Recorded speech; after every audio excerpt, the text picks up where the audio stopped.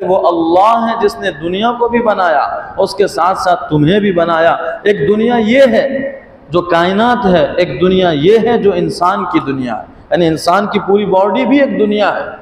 اللہ تعالیٰ نے قرآن کے اندر دوسری جگہ پر فرمایا ہے کہ تم اگر دنیا میں غور نہیں کرتے ہو تو کوئی بات نہیں، ذرا فی انفسکم افلا تبصرون، اپنی زندگی کے حالات دیکھ لو، اپنے پیدا ہونے سے لے کر موت تک کی زندگی دیکھو تو تمہیں پتہ چل جائے گا کہ اللہ کون ہے۔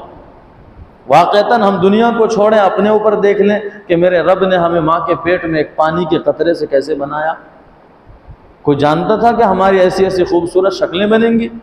تو میرے رب کی قدرت تھی یہ، وہی اللہ ہے جس کی طاقت تھی کہ ماں کے پیٹ میں باپ کے پشت سے نکال کر ماں کے پیٹ تک پہنچایا، اور پھر 9 مہینے میں خوبصورت سی شکل دے دی۔ پھر اور وہاں کے آدمی 2 دن، اب رمضان چل رہا ہے ہمارا، 1 دن آدمی پوری طرح سے بھوکا نہیں رہ پاتا، پورا دن، وہ بھی پورا 24 گھنٹہ نہیں، اس میں 14 گھنٹے 13 گھنٹے کا روزہ ہے، اس میں آدمی بھوکا رہے تو چاروں طرف لوٹ پوٹ ہوتے ہیں، سوتے رہتے ہیں، پریشان رہتے، کام کرنے کا دل نہیں کرتا، کسی سے بات کرنے کا دل نہیں کرتا ہے، تو 1 دن زیادہ سے نہیں رہ پاتے ہیں کھائے بغیر۔ تو وہ اللہ کتنی قدرت کا مالک ہے کہ جس نے 9 مہینے تک بغیر کھانے کے ماں کے پیٹ میں رکھا۔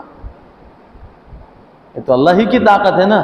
آدمی 10 دن نہ کھائے تو مر جاوے بھوک کی وجہ سے، جس کو بھوک مری کہا جاتا ہے کہ بھوک کی وجہ سے لوگ مر جاتے ہیں۔ تو میرے اللہ کی کتنی بڑی قدرت ہوگی، طاقت ہے کہ ماں کے پیٹ میں اللہ نے 4 مہینے کے بعد بچہ بن جاتا ہے، تو 5 مہینے تک میرے اللہ نے بغیر دانہ کھلائے، بغیر دودھ پلائے، بغیر پانی پلائے ہم سب کو زندہ رکھا ہے۔ کیا یہ میرے اللہ کی قدرت نہیں ہے جو ہم اپنے اندر دیکھیں؟ تو اللہ بیان فرماتے ہیں کہ تمہارے زندگی میں دیکھ لو تو تمہیں اللہ سمجھ میں آ جائے۔ دنیا کو دیکھنے کی ضرورت نہیں کہ اللہ نے اتنی بڑی چیزیں کیسے بنائی ہیں، اپنے اندر دیکھ لو۔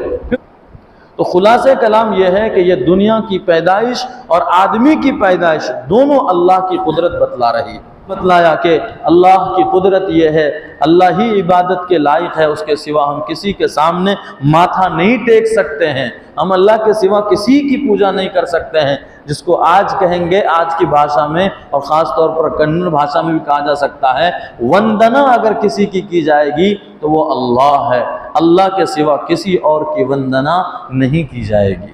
وندنا مطلب عبادت، پوجا، ماتھا جھکانا، سر جھکانا، سجدہ کرنا صرف اللہ کی۔ میرے اللہ کی قدرت ہی اتنی بڑی ہے،